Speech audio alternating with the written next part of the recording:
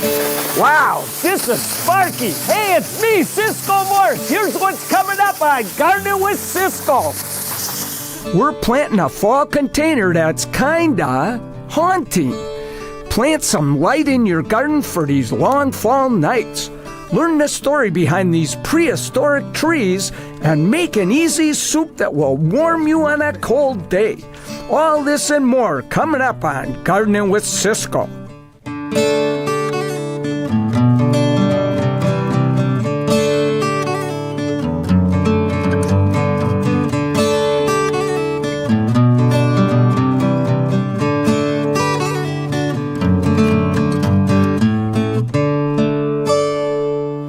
I'm Ciscoe Morris. And I'm Meeghan Black. Welcome to Gardening with Ciscoe. Are we in a drive-by place or what? Or what? Well, I call it that because I drive by here all the time, and you just cannot resist coming in here to see all this stuff. I know, look at this stuff. This is home and garden art. It is absolutely incredible the amount of stuff they have. It's not all just roosters, but there are a few of our little feathered friends here.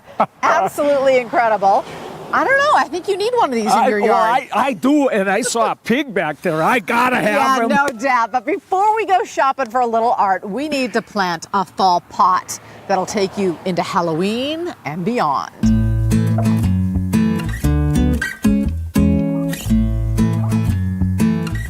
So we're going to plant this physalis, right? But you say whatever you do, don't put it in your yard. No. It'll take over. You have to like it a lot. Yeah, all right. So even a little fertilizer here in fall. Yeah, even this time of year, can't hurt to add a little fertilizer in there and mix it in good. Nice roots on this puppy. So you say this guy is aggressive, so you definitely want him in a pot. Yeah, oh yeah.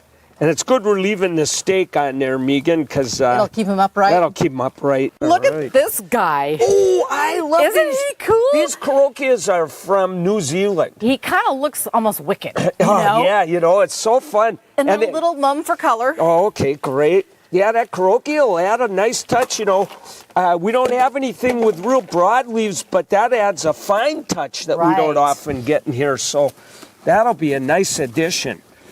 Got to really nestle these together. We're going to be doing serious cramming. I can tell already. Okay, so there's the basis for what we've got going. Does that look pretty? And then I've got just your little pansies, right? Okay, I got to use a red one over here to and match maybe right with this here. yellow. But I'll put a yellow. I have 3 reds and 2 yellows. So I'll put a yellow back here. The pansies are so neat because no matter how cold out it gets, they always seem to, they can freeze right down and then they just perk back up. Holy cats, we got these in there better than normal. In 2 seconds flat. You held yourself in restraint when you found all these plants. I did. So we'll fill in a little bit of soil. Yeah. Oh, how fun. What do you guys think? Is that a winner? I just think he is so much fun, and he's hardy, so he'll stand the cold weather. I'll tell you, this is the perfect fall container. What I'd love to do is go to the nursery and just go, okay, I want something that screams fall or winter or whatever, and then you go do it. How fun is that? This is truly a masterpiece, if I do say so myself. Really a nice job of picking plants here. Well, thank you very much, my friend.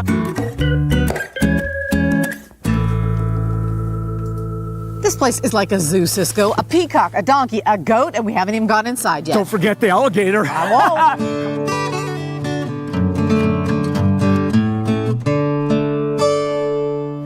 Welcome back to Gardening with Ciscoe from Home Garden Art here in Ballard. Perfect for Seattle weather. How about that? And are you hungry? You can stick that baby. You don't even have to grow your own corn. Hey, you're not kidding. That looks good. Absolutely everything you can imagine here. It's hilarious. Well, talking about cool things. Right now, while the days are getting shorter, it's time to plant something really special in your garden. What's that? Lights.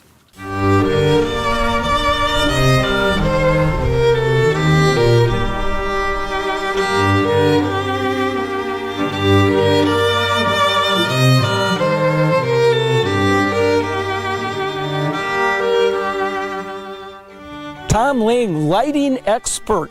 Boy, landscape lighting truly is an art, isn't it? Yeah, it really is. It's not just about throwing some lights in the yard and hoping it looks good. You kind of have to know what you're doing. You have to know your fixtures. You have to know your different light outputs, your bulb types, to get the effect that you want. Now, can anybody put in landscape lighting, or do you have to have permits for it, or? Well, there's kind of a lot to that question. With a little instruction and maybe a lot of help, almost anybody can put some of this equipment in. Typically, you'll see the simple lighting that you can buy at the hardware store. But what we have here is more of an architectural grade lighting system. It's got a very sophisticated transformer, which is the heart of a low voltage lighting system. And we have several different fixture types that we've used in various places in this particular garden to get different effects. And in this case, on this stonework here, we're trying to graze the stone and bring out the texture and some of the color in the stone, and I think this is working really well. I like all the shadows you get where the stones are standing out a little further. Oh yeah. So Tom, I notice you've got 2 light fixtures on this tree. Is there a reason for that? Yeah, actually there is. The idea with this tree, since it's sort of standing by itself off the edge of the patio, it's kind of a focal point, so I really wanted to bring this tree out more than what just one fixture in front of it would provide. So Tom, you got to tell me about these pathway lights, because you don't have them everywhere. It's kind of subtle how you've located them. Well, yeah, I did that on purpose. There's nothing worse than turning your backyard into a runway landing strip with, evenly spaced rows of path lights everywhere. I like to put them in key places, and as you walk back through the garden, you can see where the path is because of what's lit around it. So by lighting stuff around the path, defines the path. Well, I'll tell you what, you are a true artist. You are the Monet of landscaping. Well, thank you. Thanks so much, Tom. So, Cisco, what do you know about the monkey puzzle tree? I know the most important thing. What's that? I don't have room for one. But if you watch this, you might just want to make some room. They look unique and a little bizarre. They have come from a distant land. It's a little strange, you know. From an age when dinosaurs ruled the world. They're kind of wild looking. They look like they just kind of came out of a book. Scientists call them Araucaria araucana. It's different. We call them monkey puzzle trees. Yes, monkey. Puzzle trees. I have friends that say these things look like Christmas trees on acid. Yeah, or a TV antenna crossed with a cactus or something like that. Randall Hitchin, plant collections manager at the Washington Arboretum, says an English gardener came up with the name in 1795. The thing is so difficult to climb because of its configuration and its really sharp foliage that it would puzzle a monkey. So. Monkey puzzle trees are living fossils, surviving unchanged for more than 200 million years. It's had its biggest diversity in the Jurassic period. Perhaps those spiky leaves once foiled browsing dinosaurs, as seen in this recreation.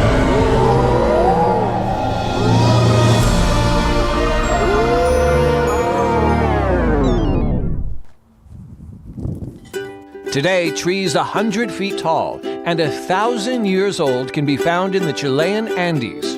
They're considered a national treasure. They're protected by law. They can't be exported. The tallest trees on Capitol Hill are all about 120 years old, planted during the Victorian era, when exotic plants were hip. Did you know monkey puzzle trees are either male or female? I didn't know that. You can tell by the cones. The female cones are beautiful. They look, as much as anything, they look like a pineapple. The males, in contrast, sort of look like a salami. The females have long been a traditional food source for Chile's native Mapuche people. It's a huge pine nut, if you will, pine seed, conifer seed, but many, many times bigger than any pine nut that you're going to get at the grocery store. It's a couple inches long and 3/4 or even an inch in diameter. Huge, really nutritious things. You might wonder how you actually get a cone out of a tree like this, which is a little dicey, by lasso. And the seed cones are right at the end of the branches, and they would rope them up and pull them down when they're ripe. Monkey puzzle trees do have at least one drawback. You never want to step on a dead leaf. They're just fiercely armed. They can barely hold this thing. It's just so sharp. Some find them beautiful, others just odd. I like them because they look like pipe cleaner trees. Evergreens from another era. Another reason the Northwest is such a strange place to live. So monkey puzzle trees are really ancient. They're like the ginkgo, known as living fossils. I think they are so cool, you really need one. Hey, no way I'm putting a honker like that in my garden. Take out the banana, rearrange it a little.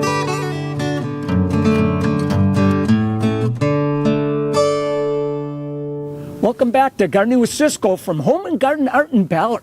Meeghan, Yeah? I got a present for you. Well, thank you. You never. Check this out.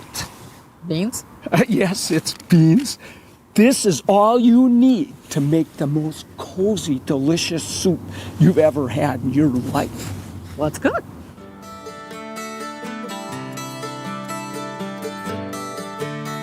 Oh, Mama, I like beans and we got beans. Yes, we do.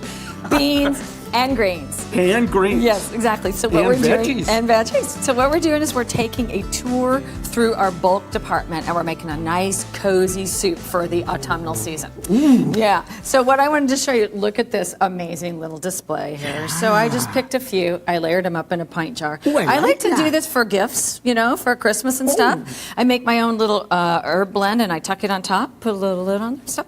So I also like to do it this way too because this is a perfect measure. So a pint of beans takes a certain amount of stock. So it all makes a nice pot soup. So what I do is mix them together. Beans, greens, in any way I want to. It doesn't matter. I just pick and choose. Put them in a bowl, pour water over them, a lot of water, and let them soak overnight. Let so they them soak almost double. overnight. Yeah, exactly. Okay. Double in size. And then we're just going to take a few simple ingredients and put them together and make some nice cozy soup. I'm for it. Okay, let's go. All right. All righty, so I'm going to put a little olive oil in our pan here. And then you can give me all that beautiful vegetables there. All right, We dump it call right this, in. we What do call you this call a it? mirepoix. A mirepoix. Yes, which is like a blend of aromatics that's going to help, make the soup really delicious. Ah. And then I've got a little dried herb blend there. In the wintertime, I tend to like dried herbs, We carry so many in our bulk section. You can make your own blend, whatever you like.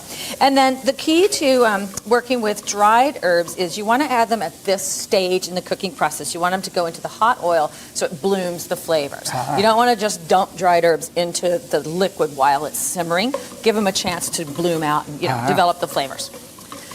So we'll give that a few seconds to sweat it down a little bit, and then we'll add the rest of our ingredients. All right. Okay, so our vegetables are looking beautiful. Do they smell fantastic? they smell I so know. good. I love it, love it, love it. And you can see we're getting a little bit of a golden caramelization on there. That's what we're looking for. Build up those flavors.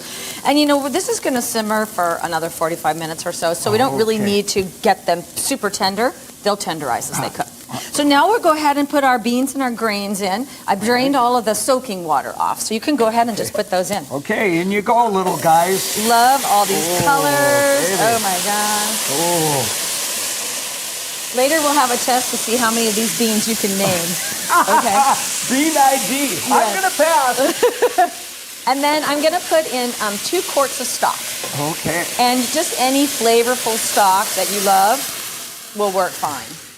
And the key to adding the stock at this point is we're going to let this simmer, like I said, for about 45 minutes or so, maybe even an hour. Wow. So you don't want the stock to be very salty because we are going to evaporate some of the liquid and concentrate some of the flavor. So if there's a little bit, a light saltiness, that's fine because then the beans will absorb that and it'll be a nice flavor, just not overly so. Okay. And then, my favorite part, we're going to add a smoked turkey thigh to this. Ooh la la. Yes, So could you do, this could be a ham, but you chose turkey. Yeah, we sell ham hocks. Where I grew up, ham hock went into every soup ever made, right? But to lighten it up a little bit, this is a diesel smoked turkey. We have it in the thighs and we have the drumsticks too. So just go ahead and set that in there, Ciscoe. All right. Okay, buddy, time for a bath. So now what's going to happen is that turkey leg is going to get really soft and just pull right off the bone, and then we'll put it back into the soup after it cooks. Okay, so we'll let this run, and you'll just have to hang out for a while. 45 Yeah, I know. Okay, here we go. Well, it's been a long wait, Yes, but I it was know. worth it. You're a very patient soul. So doesn't that just smell fantastic? Does that smell wonderful? So I took that turkey thigh and I stripped it out. So we're going to fold that back into the soup. That's just right now, that's calling for a nice little steamy piece of cornbread. Oh, yeah, that sure Okay, is. and then some just fresh parsley or whatever your, sort of nice, favorite yeah. herb is, just to kind of, brighten it up a little bit. And then give me a whole bunch of nice cracked black pepper, if you will. Okay, here we go. Yeah. All right, one more. Okay, love it, love it, love it, love it. And that's it. Do you think you'd like to have a little taste? Oh, would I like a little taste? Here you are. Goodness sakes. Oh, Okay. I So- just want to dive in. I know. God, this just, this just smells look at like that. fall to me with all those wonderful vegetables. Oh, and I wanted to just mention one other thing too. You can put all kinds of root vegetables in here if you want, turnips or parsnips or yams or whatever you like. So, okay, shall we? Oh, yeah, let's.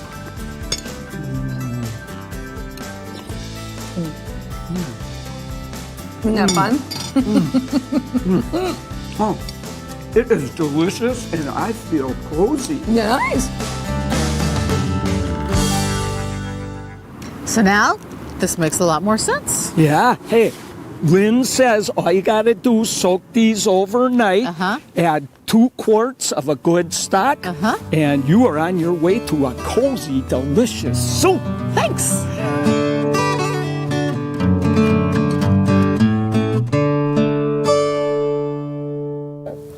Welcome back to Gardening with Ciscoe from Home and Garden Art in Ballard. Boy, is there a lot of cool things here. You could find so many things just to nestle into your garden. In fact, right next to this week's plant pick. I found it. In fact, it was so cool, he even agreed to dig the hole, believe it or not. So I'm walking through the nursery, and this sun is shining on this dogwood, and it's screaming, "Buy me, take me home, you need me!" Isn't this amazing? The fall color, and then look at the intensity of those red twigs once we lose the leaves. Boy, a brand new one, Baton Rouge. Baton Rouge. It is flying out of the stores. This one is, I bet it is. And It's they paired it, well, of course, I'm so gullible. They pair it with the right thing. This is a new azalea. It's called Bollywood. It gets bright pinkish reddish flowers, but look at the reddish hue in the variegated, to go with this. Boy, that's going to look good next to all of your stuff back here. Isn't it amazing? That's going to really glow. Okay. Well, and I'm looking right out of my kitchen window at it the whole time. Wow, that thing going to come out of there? Yep, it's coming right now. Oh, good. Whoa, look at those roots. Cow. Holy cats. That's why you wanted to dig the hole. I think I got the easy job after all. Oh, yeah, boy. I'll tell you, these, this is an Alba, which is, they have white berries. So you get pretty white berries off this guy, too, you know. Oh, my, it's a twofer. Yeah, it's a twofer. You're not kidding. Boy, they're coming out with some new plants that are so exciting these days, you know. Okay, let's see how we did. Okay, little guy. Perfect. Oh, good, good, good. Right now, you can go ahead and plant your dogwoods and some of your hardier plants, and they're going to survive just fine through the cold. Oh, yeah. Plus, you get all the rainy weather to water them naturally, They'll because be watered. those of us who don't do it very And well. they'll grow roots all winter long. They'll keep growing roots. They'll be more drought tolerant and tough by spring, you know. Okay, so I'll it's dig wonderful. this, you get that. We are going to town on this awesome combination. Woo-hoo! Okay, get out there. It's Bollywood is the azalea, and Baton Rouge is the brand new flaming red twig dogwood. Yeah. Love him. Man, oh man, is this going to be a combination? Okay, put that baby in there. All right, let's see how she looks. Woo-hoo! Oh, what a charming combination is that?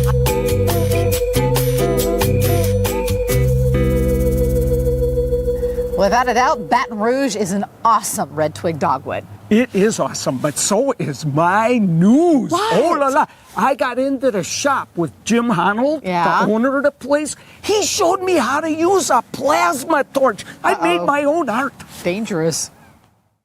This is called plasma cutting, and I was hoping that I would get you in the shop today. So you just hold it right to the middle. Okay. And then you go, woo! And you get these sparks going.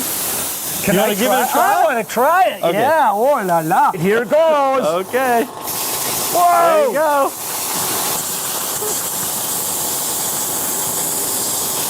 Uh-oh, I got too close over there. Oh, that's beautiful. That's garden art. Right there. That's garden art. Mine is more Picasso-istic. It is. But other than that, they're very similar. You seem to have a signature. Look.